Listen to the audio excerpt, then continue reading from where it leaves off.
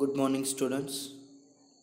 Today we are going to learn about the last point of fifth chapter of EDP subject, and this lecture is going to be represented by me, and my name is R. Zaugule. Course title is Entrepreneurship Development, and the course code has a number of 22032. Previous lecture what we learn about preparing strategies of handling business. We learn about the strategies which are required for the purpose of business handling. Also business policies, which type of business policies are there, which types of business policies are carried out by the upper management for the purpose of lower managements. Then negotiation, what is meant by negotiation, we also learn about it. Two or more parties involved in negotiation process and the techniques required for the negotiation we also learned in last lecture. Also bargaining, which is a type of negotiation. Okay, bargaining we also learn about the bargaining, which is the part of the negotiation, or which is the type of the negotiation that we learned in the previous lecture.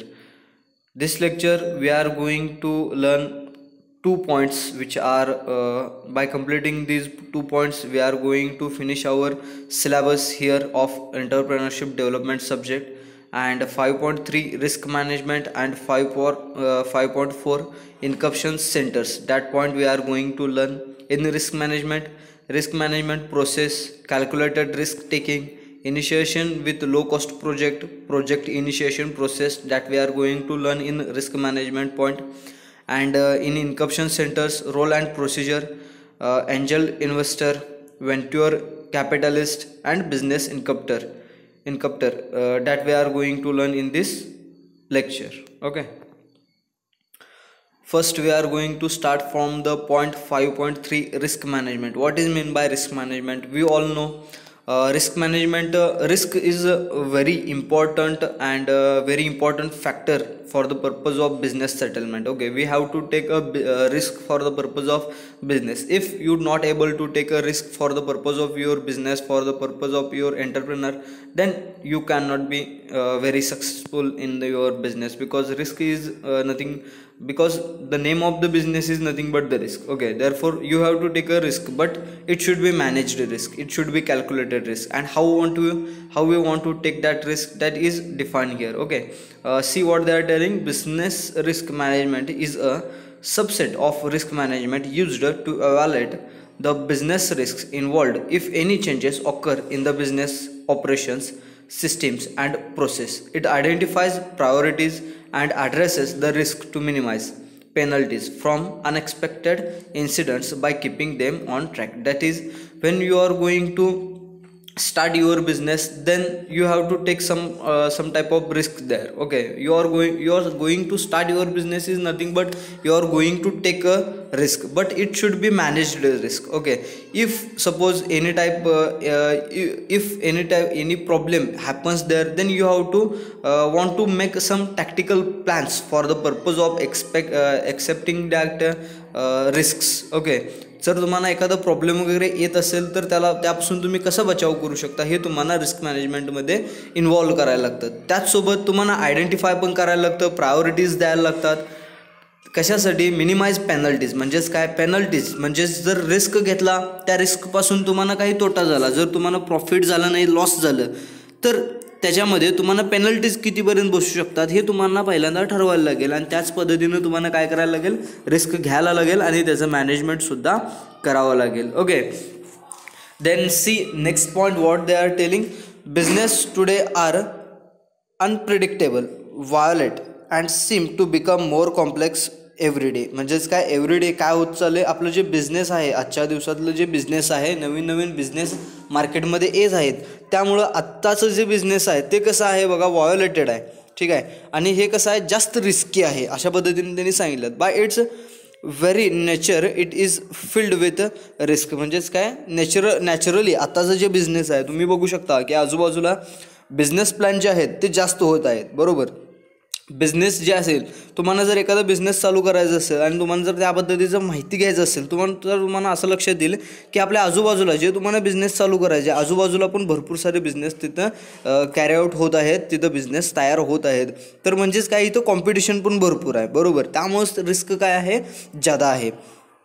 Business have viewed risk as an evil that should be minimized or mitigated whenever possible. म्हणजेच काय, business हे जे आहे ते view कसं आहे त्याचं, त्या बिझनेसला बघण्याचं जे व्ह्यू आहे ते सध्याला कसं आहे, रिस्क तर असणारच आहे, पण ते इव्हिलसारखं रिस्क असल्यासारखं आहे. ठीक आहे, ते आपल्याला काय करायचं आहे, मिनिमाइज करायचं आहे आणि त्याला पॉझिटिव्हिटी न घेऊन त्याला आपल्याला काय करायचं आहे, सत्यामध्ये उतरवायचं आहे, आपल्याला ते करून दाखवायचं आहे. However risk assessment provides a mechanism for identifying which risk represent opportunities and which represent potential pitfalls. म्हणजेच काय इथे सांगितले, रिस्क तर प्रत्येक बिझनेसमध्ये असणार आहे, पण त्या रिस्कला जर तुम्ही एखादं निगेटिव्हिटी म्हणून घेत असशील तर ते कसं असणार आहे, ते बिझनेस तुम्हाला कोलॅप्स होण्यासाठीच मदत करणार आहे. ठीक आहे, तर रिस्क तुम्हाला कशा पद्धतीचं घ्यायचं आहे, रिस्क तर आपल्याला बिझनेसमध्ये घ्यायचंच आहे, पण त्या रिस्कला एखादं लॉस असं समजण्यापेक्षा अपॉर्च्युनिटी कुठं आहे का आपल्याला, ते रिस्क घेतल्यानंतर आपल्याला रिस्क म्हणजे nothing but the opportunity. Okay, risk आपण घ्यायला लागलो म्हणजेच काय, एखादी अपॉर्च्युनिटी आपण शोधत आहे आणि त्या पद्धतीनं त्याला वाटचाल करत आहे, अशा पद्धतीनं आपल्याला त्याला घ्यायचं आहे. नाही की आपण रिस्क म्हणजे निगेटिव्हिटी त्यातून आपल्याला काहीच घ्यायचं नाही. आपल्याला जे काही घ्यायचं, what we want to take from that risk, we have to take only the positivity, that is nothing but the opportunities from that risk. Okay, risk can have negative impact, positive impact or both. Okay, आताच मी तुम्हाला सांगितलं, risk जे आहे ते negative impact पण असू शकतं, पॉझिटिव्ह इम्पॅक्ट पण असू शकतं, किंवा दोन्ही पण असू शकतात. Risk with a negative impact can prevent value creation or erode executing value. म्हणजे जर तुम्ही निगेटिव्ह पद्धतीने घेतला तर त्याची व्हॅल्यू जी आहे क्रिएशन होण्याची ती कशी होऊ शकते, डाऊनवर्ड्स होऊ शकते. Risks with positive impact may offset negative impacts or represent opportunities. म्हणजेच काय, रिस्कला जर तुम्ही पॉझिटिव्हिटीने घेतला तर ते निगेटिव्हिटीचं इम्पॅक्ट जे आहे ते कमी करतात, त्याचबरोबर त्या रिस्कला अपॉर्च्युनिटीमध्ये कन्वर्ट करायचं काम पण कोण करत असतं, रिस्कच करत असतं. म्हणून आपल्याला रिस्क जे आहे ते कधी पण मॅनेजमेंट आणि कॅल्क्युलेटेड असायला पाहिजे आपल्याला बिझनेस करण्यासाठी.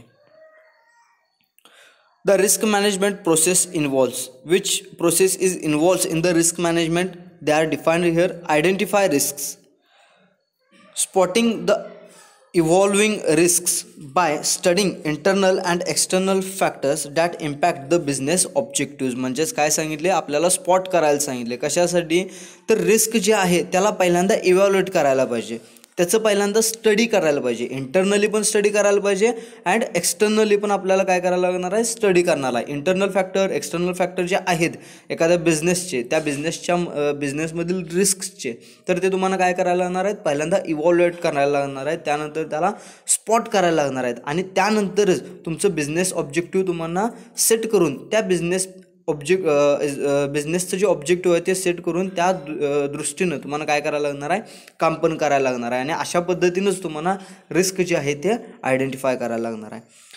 Next analysing risks. आता ह्यामध्ये अनालाइज कसं करायचं, तुम्ही आयडेंटिफाय केला आता रिस्क, एखादा बिझनेस आहे, त्या बिझनेसमधले तुम्ही इंटरनल एक्सटर्नल फॅक्टर जे आहे त्याचं स्टडी करून त्याला स्पॉट करून त्यामधले रिस्क काय केला, आयडेंटिफाय केला. आता त्याला अनालाइज करायचं. ठीक आहे, ते कशा पद्धतीने करायचं बघा. It includes the calibration and if possible creation of probability distributions of outcomes for each material risk. म्हणजे ॲनालाइज, आता रिस्क ज्यावेळी तुम्हाला करायचं असेल त्यावेळी रिस्क जे तुम्ही इंटरनली एक्झामिन केला, एक्सटर्नली एक्झामिन केला, त्याच्यामध्ये पण तुम्हाला इव्हॅल्युएशन प्रोड्यूस करायला लागणार. ठीक आहे, त्याला पण तुम्हाला काय करायला लागणार, डिस्ट्रीब्यूट करायला लागणार आणि तिथं प्रोबॅबिलिटी घ्यायला लागणार की जर आपण एक टॅक्टिकल प्लॅन निवडला तर आपल्याला किती फायदा होईल, किती तोटा होईल, त्याचं आपल्याला रिस्क म्हणजे ते गुड वेलमध्ये जाणार आहे की बॅड वेलमध्ये जाणार आहे. ठीक आहे, पॉझिटिव्हिटी थ्रू जाणार आहे की निगेटिव्हिटी थ्रू जाणार आहे. रिस्क तर आपण पॉझिटिव्हिटी थ्रू घ्यायचं आहे, पण ज्यावेळी आपण इम्प्लिमेंटेशन करत असतो त्यावेळी आपल्याला प्रॉफिट किती होणार आहे आणि थोडंसं लॉस किती होणार आहे या संदर्भातलं ॲनालायझिंग आपल्याला इंटरनली आणि एक्सटर्नल फॅक्टर्स थ्रू आपल्याला त्याची प्रोबॅबिलिटी थ्रू काय करायला लागणार आहे, स्टडी करायला लागणार आहे. Responding to risk after identifying and analysing the potential risk, appropriate strategy needs to be incorporated either by establishing new process or eliminating depending on kind and severity of the risk. म्हणजेच काय करायला लागणार आहे तुम्हाला risk जे आहे त्याला respond पण करायला लागणार आहे. तुम्ही आयडेंटिफाय केला, ॲनालाइज केला, पण आता ॲनालाइज केल्यानंतर त्याचं पोटेन्शियल रिस्क आपल्याला किती भेटू शकतं, ॲप्रोप्रिएट स्ट्रॅटर्जी आपल्याला काय तयार करायला लागेल त्या रिस्कला प्रॉपरली हँडल करून त्याला पॉझिटिव्हिटीमध्ये कन्वर्ट करून आपल्याला प्रॉफिट मिळवण्यासाठी ॲप्रोप्रिएट स्ट्रॅटर्जी काय यूज करायला लागेल हे आपल्याला कशामध्ये करायचं आहे, रिस्पॉन्डिंग टू रिस्क, त्या रिस्कला आपण कशा पद्धतीने रिस्पॉन्ड करायचं हे त्यामध्ये बघायचं आहे. Monitoring risk and opportunities, continually measuring the risks and opportunities of the business environment. Also keep a check on performance of management strategies. म्हणजेच काय तुमचं जे रिस्क आहे ते एकदा घेतल्यानंतर बिझनेस स्टार्टअप झाल्यानंतर त्याला रिस्कला जे आहे ते तुम्हाला कायम कंटिन्यूमध्ये काय करायला लागणार आहे, मॉनिटरिंग करायला लागणार आहे आणि त्यामधून ऑपॉर्च्युनिटी आपल्याला काय भेटू शकतं हे आपल्याला यामध्ये बघायचं आहे. म्हणजेच रिस्क मॅनेजमेंट प्रोसेस काय इन्व्हॉल्व करतं तर हे सगळं इन्व्हॉल्व करतं. पहिल्यांदा आयडेंटिफाय करायला लागणार रिस्क, त्याचा अभ्यास करायला लागणार, ॲनालाइज करायला लागणार, त्यानंतर त्याला आपण कशा पद्धतीने रिस्पॉन्ड करणार आहे हे आपल्याला ठरवायला लागणार आणि रिस्पॉन्ड केल्यानंतर त्याचं कंटिन्यूली आपल्याला काय करायला लागणार, मॉनिटरिंग करायला लागणार की आपण जे रिस्पॉन्डिंग करालो आहे ते प्रॉपर वेने करालो आहे की नाही. ठीक आहे, next slide. Calculated risk taking. Here we are going to learn about how to take a calculated risk. In order to increase your chances of only taking calculated risk with the potential for high returns, keep the following tips in mind. That is, in order to increase your chances of only taking calculated risk, म्हणजे calculated risk जे आहेत ते तुम्हाला increase करायचं असेल तर ते एका ऑर्डर थ्रू करायला लागणार आहे. ठीक आहे, त्याचं काही प्रोसिजर आहे. ते प्रोसिजर काय आहे बघा. First, do lots of research. This is the very important point for the purpose of calculated risk. If you want to take a calculated risk, then you have to always study, you have to always research about the product, about the informations, about the news and about the new facilities created in that sector. म्हणजे एखाद्या प्रोडक्टमध्ये new facility काय आहेत, त्याच्या through news काय काय आहेत, त्याच्यामध्ये चेंजेस काय होत असतात, म्हणजेच त्यामध्ये तुम्हाला रिसर्च करायला लागणार आहे, तुम्हाला कायम अपडेटेड राहायला लागणार आहे. एखादं प्रोडक्ट तुम्ही मॅन्युफॅक्चर करत आहात आणि त्याच्या पुढचं त्याचं अपडेटेड व्हर्जन जर दुसरी कंपनी मॅन्युफॅक्चर करत असेल तर तुमचं प्रोडक्ट कोण घेणार आहे का, नाही घेणार. का घेणार नाही, कारण की त्याच्या अपडेटेड प्रोडक्ट, तुम्ही जे प्रोडक्ट तयार करत आहात, मॅन्युफॅक्चरिंग करत आहात, त्याच्यापेक्षाही अपडेटेड प्रोडक्ट दुसरी कंपनी मॅन्युफॅक्चर करल्या म्हणजे त्यांनी इकडेच जाणार आहेत. त्यामुळे तुम्हाला रिस्क हे पूर्णपणे फेल जाणार आहे इथं तुमचं जे प्रोडक्ट असणार आहे ते. तर त्या संदर्भात तुम्हाला काय करायला लागणार आहे, दरवेळी रिसर्च करायला लागणार आहे. बघा काय सांगतात, the first tip is to do your due diligence. Okay, in order to take a calculated risk, you must understand every little detail and nuance of the decision that you can. म्हणजेच प्रत्येक ठिकाणी तुम्ही जे decision घेत असता ते घेण्यासाठी तुम्हाला बारीक गोष्टींचं लिटल डिटेल्स जे आहेत तुमच्या प्रोडक्टबद्दल, तुमच्या बिझनेसबद्दल, ते त्यासाठी तुम्हाला अपडेटेड राहायला लागणार आहे. This gives you time to discover red flags and potential issues. म्हणजेच काय, रेड फ्लॅग्स जे असणार आहे जिथं तुम्हाला निगेटिव्हिटी थोडंसं भेटणार आहे. म्हणजे निगेटिव्हिटी तिथं पसंत आहे. कारण की मगाशीच आपण सांगितलं रिस्क काय करतं, 3 पद्धतीचे व्हायब्रेशन्स क्रिएट करतात. एक करतं ते पॉझिटिव्हिटी, दुसरी करते ती निगेटिव्हिटी आणि तिसरी असते ती बोथ पॉझिटिव्ह आणि निगेटिव्ह. तर तुम्हाला पॉझिटिव्ह आणि निगेटिव्ह ह्या दोन्हीला जायचं तर आपल्याला पॉझिटिव्हिटीनंच आहे, पण निगेटिव्हिटीला पण कन्सिडर करूनच जायला लागणार. रेड फ्लॅग कुठं आहेत हे आपल्याला कन्सिडर करूनच जायला लागणार आणि त्यासाठी तुम्हाला रेड फ्लॅग जास्त येऊ नयेत, पोटेन्शियल इश्यूज तुमचे होऊ नयेत, तुमची एनर्जी कंटिन्यू राहण्यासाठी तुम्हाला काय करायला लागणार आहे, you have to do a lots of research about your business. Second, anticipate mistakes. A smart risk taker can anticipate potential mistakes and account for them. Before executing any decision, you should think about every possible outcome. Consider the positive ones but really focus on the negative ones. म्हणजेच काय करायला सांगितलं बघा, a smart risk taker can anticipate potential mistakes and account for them. म्हणजेच काय, एखादा smart risk taker जो असणार आहे तो काय करणार आहे, पोटेन्शियल मिस्टेक्स जे असणार आहेत त्याला अँटिसिपेट करणार आहे आणि त्याला अकाउंटमध्ये घेणार आहे. म्हणजेच काय करणार आहे बघा, बिफोर एक्झिक्युटिंग एनी डिसिजन, रिस्कचं अनालायझिंग केल्यानंतर, स्टडी केल्यानंतर ज्यावेळी तो एखादं प्लॅन प्रेफर करत असतो, त्याचं जे प्लॅन आहे त्याला एक्झिक्यूट करत असतो, त्यावेळी you should think about your possible outcomes. तर तुम्हाला रिझल्ट काय भेटणार आहे हेही तुम्हाला काय करायला लागणार आहे, तिथं थिंक करायला लागणार आहे. कशासाठी? कारण कन्सिडर द पॉझिटिव्ह वन्स. तुम्हाला कायम पॉझिटिव्ह वनलाच घेऊन कन्सिडर करायला लागणार आहे की आपण जे बिझनेस करालो ते पॉझिटिव्हच होणार, आपल्याला त्यातून प्रॉफिटच होणार. पण रिअलमध्ये तुम्हाला निगेटिव्हला पण सोडून चालणार नाही की आपलं जर फेल झालं तर काय होऊ शकतं आणि कुठंपर्यंत आपण रिस्क घेऊ शकतो, हेही तुम्हाला काय करायला लागणार आहे, कन्सिडर करायलाच लागणार आहे. If the deal lost money, how would your business respond. जर तुम्हाला if you have any loss, okay, if you have any loss money for your business, then how would your business respond. जर तुमचं respond त्यावेळी कसं असणार आहे तुमच्या बिझनेसचं, हे तुम्हाला लक्षात घ्यायला लागणार आहे आणि त्यामुळेच तुम्हाला निगेटिव्ह वन्स जे आहे त्याला पण फोकस करायला लागणार आहे. If a partnership is broken, what course of action will you take?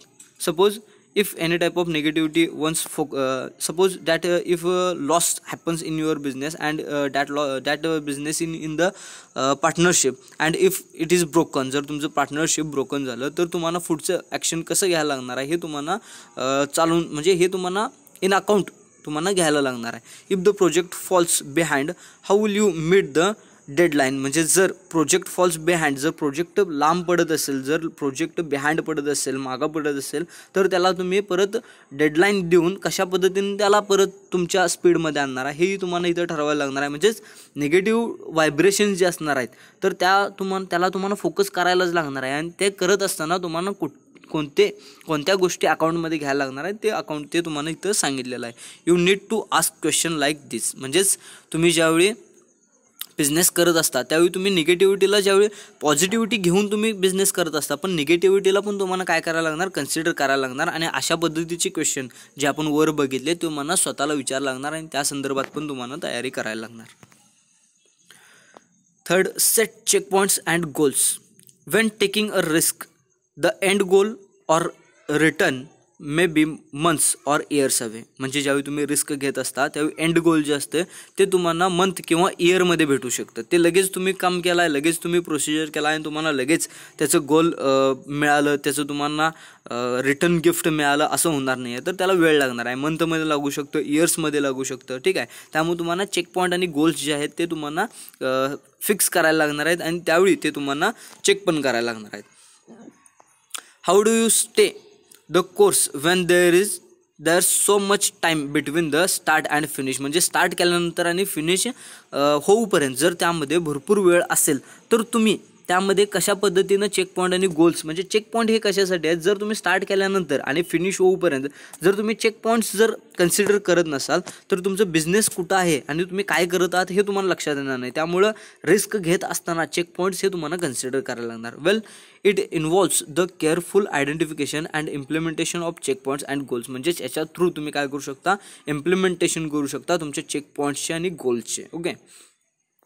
Calculator risks are marked by a number of goals and check points. म्हणजे कॅल्क्युलेटेड रिस्क जे आहे म्हणजे तुम्ही बिझनेस चालू केल्यानंतर तुमचं एंड होऊपर्यंत जर तो स्पॅन जो आहे, टाईम स्पॅन, तो जर लॉंग असेल, तो जर मोठा असेल तर तुम्हाला काय करायला लागणार आहे, चेक पॉईंट आणि आधीमध्ये गोल्स हे तुम्हाला डिसाईड करायला लागणार आहे. की समजा एक प्रोडक्ट तुम्ही चालू केल्यानंतर जर तुमचं 1 वर्षपर्यंत त्याचं प्रोडक्शन होत असेल तर 1 महिन्यामध्ये तुम्हाला किती त्याचं रिटर्न मिळालं, 2 महिन्यानंतर किती रिटर्न मिळालं, म्हणजे प्रत्येक महिन्याचं तुमचं ॲनालाइज असायला पाहिजे, चेक पॉईंट्स असायला पाहिजेत आणि त्याच्यामध्येच तुम्हाला रिस्क पॉईंट जे आहे ते समजू शकता. 1 वर्ष पूर्ण झाल्यानंतर बघायचं नाही की आपल्याला फायदा किती झाला आणि तोटा किती झाला, तर त्याचा टाईम पिरियड जे लॉंग स्पॅनसाठी जे टाईम पिरियड आहे तिथं तुम्हाला आधीमध्ये चेक पॉईंट्स ठरवायला लागणार, ज्याच्या थ्रू 1 महिन्यानंतर तुम्हाला किती प्रॉफिट झालं किंवा किती लॉस झालं, 1 महिन्यानंतर परत टाईम स्पॅन ठेवून तुम्हाला किती प्रॉफिट झालं किंवा किती स्पॅन झालं हे तुम्ही कशा पद्धतीने ठरवू शकता, चेक पॉईंट्स थ्रू ठरवू शकता आणि याच्यामध्येच तुमचं काय येणार आहे, कॅल्क्युलेटर रिस्क जे आहे त्याच्या थ्रूच होणार आहे. Put this in place well before making a decision so that you can identify the risk become too high of for your tolerance. म्हणजेच हे सांगितलं मी तुम्हाला की तुमचं जे आयडेंटिफिकेशन आहे ते कशा थ्रू होऊ शकतं, तुमच्या रिस्क टेकिंगचं, रिस्क जे तुम्ही घेणार आहे ते कॅल्क्युलेटेड असायला पाहिजे. मग ते कॅल्क्युलेटेड आहे की नाही हे बघण्यासाठी तुम्हाला काय करायला लागणार आहे, चेक पॉईंट्स तिथं डिसाईड करायला लागणार आहेत. Learn to love the word no. Okay, you have to learn and to love the word no. तुम्हाला नो हा शब्द म्हणता यायला पाहिजे. प्रत्येक गोष्टीला एस म्हणून चालणार नाही, काही प्रमाणात तुम्हाला नो पण म्हणायला लागणार. ते नो स्वतःला पण तुम्हाला म्हणायला लागणार, कारण की जर आपल्याला जास्त प्रॉफिट दिसत असेल आणि जास्त आपण त्या फ्लोमध्ये जात असेल आणि तिथे एखादं काही मिस्टेक झालं, काही प्रॉब्लेम झालं आणि तिथं लॉस झालं तर ते लॉस ही खूप मोठं असणार आहे. त्यामुळे स्वतःला पण काहीतरी नो हा शब्द शिकायला पाहिजे, त्या शब्दावर तुम्हाला प्रेम करायला पाहिजे. Whether it's in your personal life or your career. ते सांगितले मी, स्वतःला असू दे किंवा करिअरमध्ये असू दे. Learning to say no one of the best skills you can adopt. म्हणजेच नो हा शब्द वापरणं हे एक बेस्ट स्किल आहे आणि ते तुम्हाला ॲडॉप्ट करायला पाहिजे. This is specially true when it comes to a risk or potential opportunity. If you jump at every opportunity that comes across your desk, you won't have time or space to take on the ones that have a high probability of सक्सिडिंग. म्हणजेच मी सांगितलं की no हा शब्द तुम्हाला वापरायला यायला पाहिजे. काय यायला पाहिजे तर एखाद्या गोष्टीमध्ये ज्यावेळी तुम्ही बिझनेस करत असता आणि फ्लो बघून ज्यावेळी तुम्ही बिझनेस करू शकता आणि ते कॅल्क्युलेटेड जर नसेल तिथला रिस्क, तर तुम्ही फ्लो बघून काय करता, जास्त इन्व्हेस्टमेंट करता. पण तिथं काहीतरी प्रॉब्लेम झालं, काहीतरी अपॉर्च्युनिटी मिस झाली तर तुमचं जे प्रॉफिट्स दिसत असलेलं फ्लो आहे ते खूप मोठ्या लॉसमध्ये पण कन्वर्ट होऊ शकतं. त्यामुळं नो म्हणणं स्वतःला पण, पर्सनली पण आणि करिअरमध्ये पण ते तुम्हाला महत्त्वाचं आहे. त्यामुळे त्या गोष्टीवर तुम्हाला प्रेम करायला पाहिजे. नो ह्या शब्दाला तुम्ही शिकायला पाहिजे. नो म्हणण्यासाठी तुम्हाला त्या शब्दाला शिकायला पण पाहिजे. आणि नो हा जो शब्द आहे म्हणजे एखाद्या सेंटेन्ससाठी, एखाद्या गोष्टीसाठी तुम्ही ज्यावेळी नो म्हणत असता एखाद्या गोष्टीला, तर त्या गोष्टी तुम्हाला जर मनात नसेल त्या गोष्टीला नो म्हणायचं, तरी पण त्याचा विचार करून तुम्हाला त्या शब्दावर प्रेमही करायला पाहिजे. ठीक आहे. Next, initiation with low cost project. How to initiate with low cost project that we are going to see what they are telling. Project initiation is the first phase of the project management life cycle, and in this stage companies decide if the project is needed and how beneficial it will be for them. म्हणजेच low cost धरून ज्यावेळी तुम्ही initiate करत असता, initial cost through तुम्ही project तुमचं stand up करत असता, त्यावेळी तुम्हाला कोणते फॅक्टर मॅटर करत असतात. तर प्रोजेक्ट इनिशिएशन करताना फर्स्ट फेजमध्ये काय असतं, प्रोजेक्ट मॅनेजमेंट जे आहे ते खूप महत्त्वाचं आहे आणि ते तुम्हाला चांगल्या पद्धतीनं करायला लागणार आहे. Life cycle and this stage companies decide if the project is needed and how beneficial it will be for them. म्हणजेच काय, प्रोजेक्टचं मॅनेजमेंट केल्यानंतर तुम्हाला त्यातून समजणार आहे की हे जे प्रोजेक्ट आहे ते लो कॉस्ट इनिशिएशनपासून तुम्ही चालू केलं आहे, पण ते किती पद्धतीनं तुम्हाला बेनिफिशियल आहे की नाही हे तुम्हाला कधी करणार आहे, ज्यावेळी तुम्ही प्रोजेक्टला मॅनेजमेंट व्यवस्थित करणार आहे.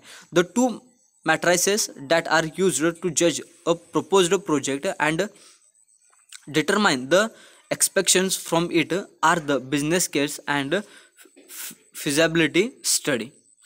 Next, project initiation process. Here we are going to learn about the process which is used for the purpose of project initiation. First is creating a business case. You have to first start and create your business case for the purpose of starting your business. The business case is an important document that explains how the project's goals align with the company's long term plans. म्हणजेच काय, business केस जे आहे ते खूप important document आहे. ते काय करत असतं, एक्सप्लेन करत असतं. कुणाला करत असतं तर प्रोजेक्टच्या गोल्सला एक्सप्लेन करत असतं. त्याच पद्धतीनं त्या गोल्सला अलाइन सुद्धा करत असतं, बॉन्डिंगसुद्धा करत असतं. आणि with the companies long term plans, म्हणजे कंपनीच्या लॉंग टर्म प्लॅनसोबत गोलला काय करत असतं, बॉन्डिंग पण करत असतं. This document explains why should the company spend its technical, financial and human resources on the specific project. म्हणजेच हे document creating a business case हे जे डॉक्युमेंट आहे ते डॉक्युमेंट काय एक्सप्लेन करत असतं की एखादी कंपनी त्यांचं टेक्निकल, फायनान्शियल आणि ह्युमन रिसोर्सेस जे आहेत ते का खर्च करायचं एखाद्या प्रोजेक्टवर, ह्याचं कारण कोण देत असतं तर business case. Creating a business case हे डॉक्युमेंट त्याला रिझन देत असतं. Second, conducting a feasibility study. After the approval of the business case, the next step is to determine the likelihood of the project success after the considering all the factors. म्हणजेच second step जे आहे business Kesla create केल्यानंतर तुम्हाला काय करायला लागणार आहे, अ फिझॅबिलिटी study carry out करायला लागणार आहे. आसपास अशा पद्धतीचे जे मॅन्युफॅक्चरिंग झाल्यात, एखादं प्रोडक्ट तयार झाले ते कशा पद्धतीने केल्यात, त्याच्यासाठी त्यांना मार्जिन किती भेटले आणि काय काय झाले हे तुम्हाला लाईकहुड एखाद्या फॅक्टरीतून तुम्हाला काय करायला लागणार आहे, केस स्टडी करायला लागणार आहे, त्याचा अभ्यास करायला लागणार आहे. This study identifies the high level concentrates and assumptions of the project and decides whether the project is worth or not. म्हणजेच आफ्टर स्टडी केल्यानंतर तुम्हाला आयडेंटिफाय होणार आहे की याची लेवल काय आहे, हाय लेवल आहे, लो लेवल आहे, आणि हाय लेवल कन्स्ट्रेंट जे आहेत ते तुम्हाला समजू शकतात. त्याचसोबत तुम्हाला काय कळू शकतं, प्रोजेक्टचं वर्थ जे आहे, म्हणजे प्रोजेक्टचं जे तुम्हाला बॅक रिटर्न गिफ्ट आहे, जे तुमचं प्रॉफिट आहे ते किती प्रमाणात आहे, किती चांगलं आहे आणि किती वाईट आहे हे तुम्हाला कशा थ्रू कळू शकतं, फिझॅबिलिटी स्टडी थ्रू कळू शकतं. Third, establishing a project charter. तुम्हाला एखादं प्रोजेक्ट चार्टरसुद्धा एस्टॅब्लिश करायला लागणार आहे. The charter is in some ways the first document of the project that identifies the necessary details like the goals and the constraints of the project. म्हणजेच project charter काय करत असतं, काय एक्सप्लेन करत असतं, तर necessary details like the goals, म्हणजेच या प्रोजेक्ट थ्रू तुम्हाला गोल्स कशा पद्धतीने भेटणार आहेत, कन्स्ट्रेंट्स ऑफ द प्रोजेक्ट काय असणार आहेत हे तुम्हाला कशा पद्धतीने भेटू शकतं, या चार्ट थ्रू भेटू शकतं. It also identifies the project scope and list the required resources for the completion of the project. म्हणजेच हे आयडेंटिफाय पण करत असतं प्रोजेक्टच्या स्कोपला, त्यानंतर रिक्वायर्ड तुम्हाला जे रिसोर्सेस आहेत त्याला पण लिस्ट करून त्याला कंप्लीट करायचं काम पण कोण करत असतं, एस्टॅब्लिशिंग अ प्रोजेक्ट चार्टर हे डॉक्युमेंट करत असतं. Fourth, identify the stock holders and making a stock holder register. ह्याच्यामध्ये आपल्याला काय कळू शकतं, एखाद्या बिझनेसला तुम्ही ज्यावेळी एस्टॅब्लिश करत असता आणि last stage the project charter करत असता आणि त्याच्यातून तुम्हाला समजत असतं की तुम्हाला बेनिफिट किती भेटत असतं, तर यानंतर तुम्हाला काय करायचं आहे, तर स्टॉक होल्डर म्हणजेच काय, तुमच्या जे कंपनीचे शेअर्स आहेत ते कोण घेऊ शकतं आणि चांगल्या पद्धतीनं कोण घेऊ शकतं आणि कशा पद्धतीनं घेऊ शकतं आणि ते तुम्हाला कशा पद्धतीनं सोल्ड करायचं आहे हे याच्यावर तुम्हाला काय करायला लागणार आहे, कॉन्सन्ट्रेट करायला लागणार आहे. आणि कम्युनिकेशन ह्यासाठी भरपूर महत्त्वाचं आहे. म्हणजेच आपण कम्युनिकेशन, नेगोटिएशन हे जे पार्ट बघितलेले ते कशासाठी, तर स्टॉक होल्डर्ससाठी. तुमचे जे कंपनीचे शेअर्स आहेत ते तुम्ही सोल्ड करायला पाहिजे आणि ते चांगल्या किमतीला, तुमच्या एक शेअर चांगल्या किमतीला तिथं विकला गेला पाहिजे, सोल्ड झाला पाहिजे, अशा पद्धतीनं पण आयडेंटिफाय करायचं आहे. Fifth, assembling the team and establishing a project office. त्यानंतर तुम्ही ज्यावेळी तुमचे सोल्ड करता, तुमचे शेअर्स सोल्ड करता, त्यावेळी तुमच्याकडे काय येणार आहे, मनी येणार आहे, त्यावेळी तुमच्याकडे पैसे येणार आहेत आणि ते पैसे आल्यानंतर तुम्हाला काय करायचं आहे, एक टीम तयार करायचं आहे आणि तुमचं प्रोजेक्टचं ऑफिस जे आहे ते तुम्हाला तिथं एस्टॅब्लिश करायचं आहे. Final review. After performing everything, it's a good practice to review the entire project initiation stage to ensure you missed nothing. म्हणजेच फायनल रिव्ह्यू तुमचं काय असणार आहे की हे सगळं प्रोसिजर कॅरी आउट केल्यानंतर तुम्हाला एक फायनल रिव्ह्यू घ्यायला लागणार आहे, ज्याच्या थ्रू तुम्हाला कळू शकतं की आपण जे सध्याला प्रोजेक्ट करत आहेत ते चांगल्या पद्धतीने चालू आहेत आणि त्याचं गुड प्रॅक्टिस पण आहे आणि त्याचं रिव्ह्यू जे आहे ते पण तुम्हाला कळू शकतं आणि एंटायर प्रोजेक्टचं. Okay. In later stages, you will continue reviewing your work as monitoring and controlling. म्हणजेच काय, हे आपण मगाशी पण बघितलेलं की तुमचं मॉनिटरिंग जे आहे, risk taking, calculated risk taking, या पॉईंटमध्ये बघितलेलं की तुमचे जे गोल्स आहेत ते तुम्ही ठरवायला पाहिजेत, तुमचे जे चेक पॉईंट्स आहेत ते तुम्ही ठरवायला पाहिजेत आणि त्या पद्धतीनं मॉनिटरिंग आणि कंट्रोलिंग जे आहे ते तुम्हाला कायमस्वरूपी कंटिन्यूली करत राहायला पाहिजे. Then next 5.4 business incubator. हे आपण बघणार आहे. What is mean by incubator. See what they are telling. A business incubator is a company that helps new and startup companies to develop by providing services such as management, training or office space. म्हणजेच काय, इन्कप्टर काय करत असतं, एखादा business इन्कप्टर हे काय आहे, एक कंपनी आहे, ते काय करत असतं, which helps new and startup companies. म्हणजे न्यू कंपनी कोण एस्टॅब्लिश करत आहे, आपल्यासारखे लोक, त्याचबरोबर स्टार्टअप कोण करत आहेत, त्यांना प्रोजेक्ट डेव्हलप करण्यासाठी त्यांना मदत करत असतं. सच ॲज मॅनेजमेंट ट्रेनिंग देत असतं, त्यानंतर ऑफिससाठी स्पेस देत असतं, अशा पद्धतीचे त्यांनी ट्रेनिंग आपल्याला देत असतात. The National Business Incubation Association, that is called as NBIA, defines business incubators as a catalyst tools for either regional और नॅशनल इकॉनॉमिक डेव्हलपमेंट. म्हणजेच इथं काय केलेलं असतं, NBIA हे नॅशनल बिझनेस इन्कप्शन असोसिएशन जे आहे ते या सर्वांना काय करत असतं, डिफाईन करत असतं, मार्गदर्शन करत असतं. Okay.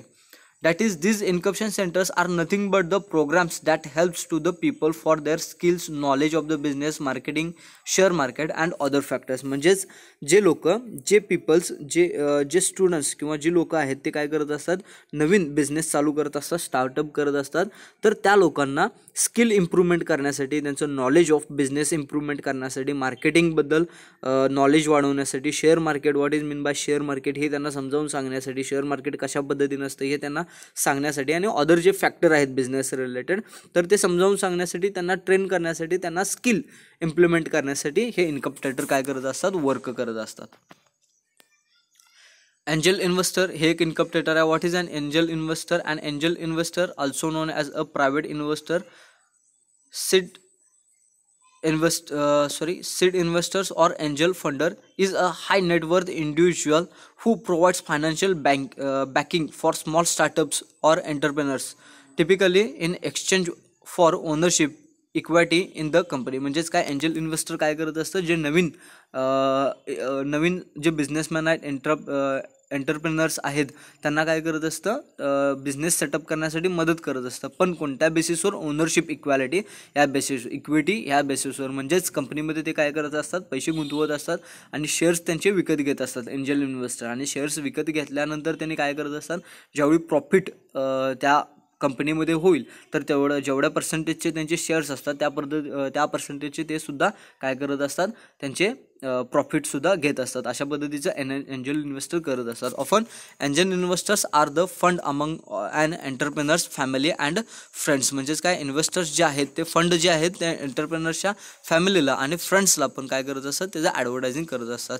The funds that angel investors provide may be a one-time investment to help the business get off the ground or an ongoing injection to support and carry the company through its difficult early stages. म्हणजेच business इन्कम्पेटर जे आहेत angel investor टाईपचे, त्यांनी काय करत असतात, short टर्मसाठी पण त्यामध्ये इन्व्हेस्टमेंट करत असतात आणि कंपनीला अर्ली स्टेजेसपासून जे डिफिकल्टीज फेस करायला लागत असतात त्यातून त्यांना बाहेर काढून व्यवस्थित करण्याचं काम कोण करत असतं, थ्रू मनी कोण करत असतं, एंजल इन्व्हेस्टर हे इन्कम्पेशन सेंटर करतं.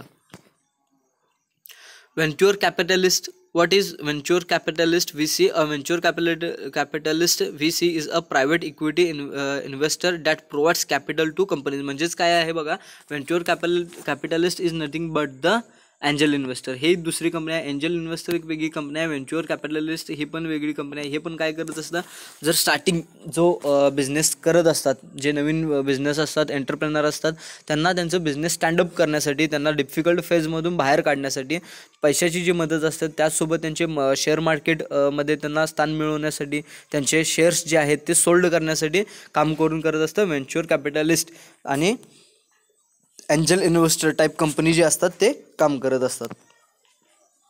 The most common incubator services are, मगाशी आपण दोन बघितलं त्याच पद्धतीचे among help with business basics, networking activities, marketing assistance, market research, high speed internet access, help with accounting, financial management. हे जे पॉईंट्स आहेत त्या पॉईंटला काय करत असतात, इन्कम्पेटर सर्व्हिसेस जे असतात ते मोस्टली प्रिफर करत असतात आणि ह्यासाठी नवीन जे बिझनेसेस असतात त्यांनी काय करत असतात, या पॉईंटसाठी त्यांना इन्व्हॉल्व करून त्यामध्ये त्यांना स्किल देत असतात आणि याचं हेल्पसुद्धा करत असतात खालच्या पॉईंटसाठी. जसे की हेल्प विथ बिझनेस बेसिक्स जे असतात ते त्यांना सांगत असतात. Networking activities, marketing assistance, market research कशा पद्धतीनं होतं, हाय स्पीड इंटरनेट ॲक्सेस त्यांना मिळवून देण्यासाठी हे जे प्रोग्राम्स वगैरे जे आहेत, मॅनेजमेंट टीम आयडेंटिफिकेशन, हे ॲडवायझरी बोर्ड्स अँड मेंटर्स हे जे आहेत हे पॉईंट कोण करत असतं, यामध्ये हे इन्कम्पेशन सेंटर्स त्यांना मदत करत असतात. Thank you. After completing this slide, we are going to finish this lecture and also the lectures for the EDP subject. इथं आपलं EDPचा सिलेबस जो आहे तो कंप्लीट होत आहे. तुमच्या रिस्पॉन्स प्रत्येक चॅप्टरचे तुम्ही रिव्ह्यू जे देत असता, त्यानंतर तुम्ही सीन जे करत असता त्याबद्दल थँक्यू.